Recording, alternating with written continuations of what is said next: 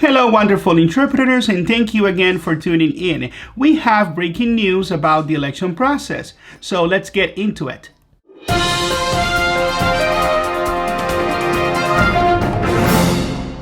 Earlier today at 11:32 a.m., we received a response from PERC to our request for an extension of the election process. We mass emailed interpreters sharing the details of our request and explained all the details in our most recent live stream a few days ago on January 7th. We made several arguments to PERC in our request for continuance, including the many challenges of organizing during the pandemic situation and the most important being our concerns with the inaccuracy of the election list provided to PERC by the Department of Labor and Industries.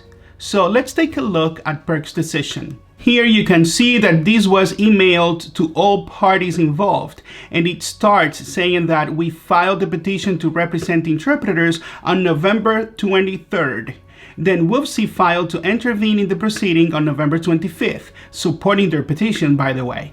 Let's keep reading. Here, PERC is acknowledging our response requesting an extension to the election process, citing our concerns with the list of employees and also who opposed our request to extend the election process. Very important. For time purposes, let's read PERC's decision. Now you can see it for yourself. Opposition to our request did not work. It clearly says here that Washington interpreter's assertion that it needs additional time to review the list of employees for inaccuracies is a compelling reason to grant a short extension.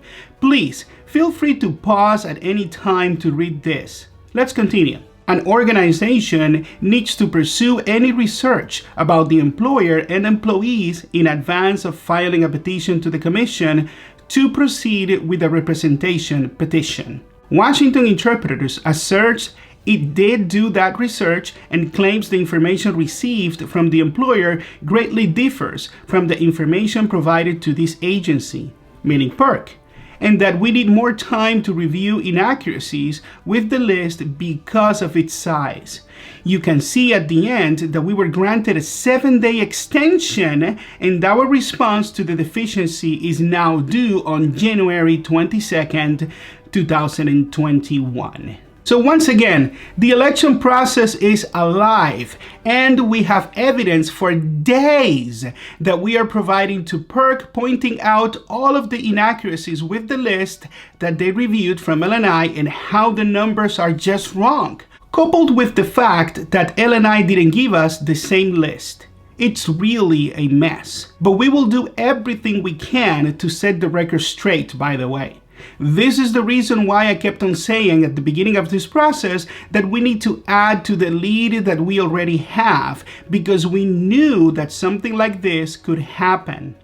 The good thing is that we are receiving more cards from you every day. Thank you, by the way, as we continue in this process. You know, it's really unfortunate that the other two unions trying to compete with us objected to our request to continue. Well, it didn't work. You know what it shows you? It shows you that these two other organizations do not have your best interests at heart. They would rather try later, even if it means preventing LNI interpreters from their right to a fair election to obtain representation.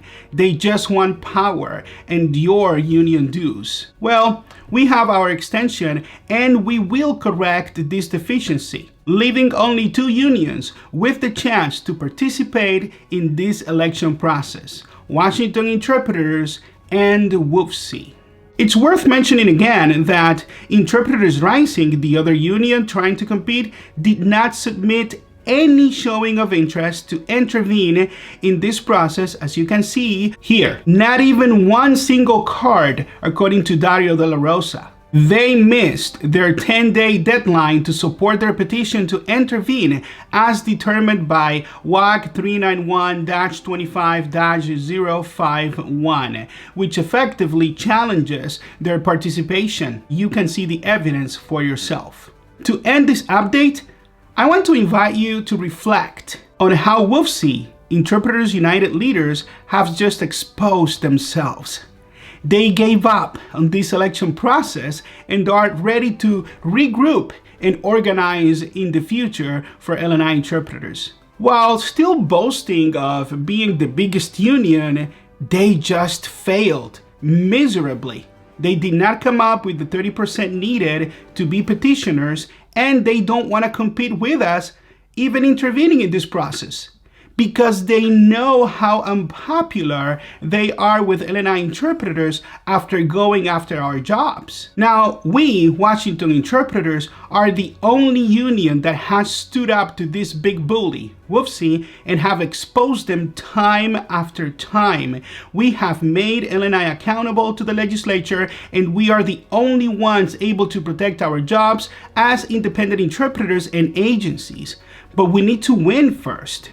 WFSE wants their scheduling system to go live, and they will benefit greatly if there is no union representation. I do not have to remind you how much they have already taken from us. We are the only ones that have delayed their plans, and they know it.